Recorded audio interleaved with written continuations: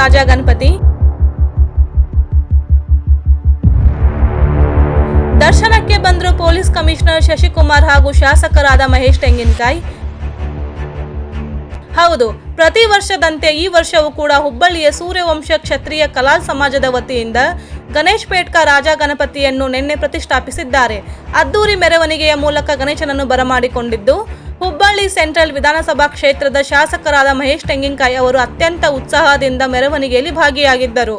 ಸಂಜೆ ವೇಳೆಗೆ ಅಚ್ಚರಿ ಎಂಬಂತೆ ಹುಬ್ಬಳ್ಳಿ ಧಾರವಾಡದ ಪೊಲೀಸ್ ಕಮಿಷನರ್ ಆದ ಶಶಿಕುಮಾರ್ ಅವರು ಆಗಮಿಸಿ ದರ್ಶನ ಪಡೆದುಕೊಂಡರು. ಈ ವೇಳೆ ಸೂರ್ಯವಂಶ ಕ್ಷತ್ರಿಯ ಕಲಾ ಸಮಾಜದ ರಾಜ್ಯಾಧ್ಯಕ್ಷರಾದ ಲಕ್ಷ್ಮಣ್ ಗನ್ಗಾಳೇಕರ್ ಹಾಗೂ ಮುಖಂಡರಾದ ಕೃಷ್ಣ ಗನ್ಗಾಳೇಕರ್ ಉಪಸ್ಥಿತರಿದ್ದರು.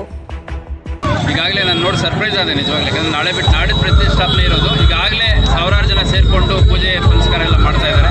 ಹುಬ್ಬಳ್ಳಿ ಧಾರವಾಡ ಯಾವತ್ತೂ ಎಲ್ಲ ಜಾತಿ ಧರ್ಮದವರು ಸೇರಿ ಒಟ್ಟಾರೆಯಾಗಿ ಶಾಂತಿಯ ಸಂದೇಶವನ್ನು ನೀಡುವ ನೆಲ ಆಗಿದೆ. ಹಾಗಾಗಿ ನಾನು ಹುಬ್ಬಳ್ಳಿ ಧಾರವಾಡ ಅವಳಿ ನಗರದಲ್ಲಿ ಗೌರಿ ಗಣೇಶ ಮತ್ತು ಈದ್ ಮಿಲಾದ್ ಹಬ್ಬದ ಶುಭಾಶಯಗಳನ್ನು ಅಡ್ವಾನ್ಸ್ ಆಗಿ ಎಲ್ಲರಿಗೂ ಹೇಳಲಿಕ್ಕೆ ಇಷ್ಟಪಡ್ತೇನೆ.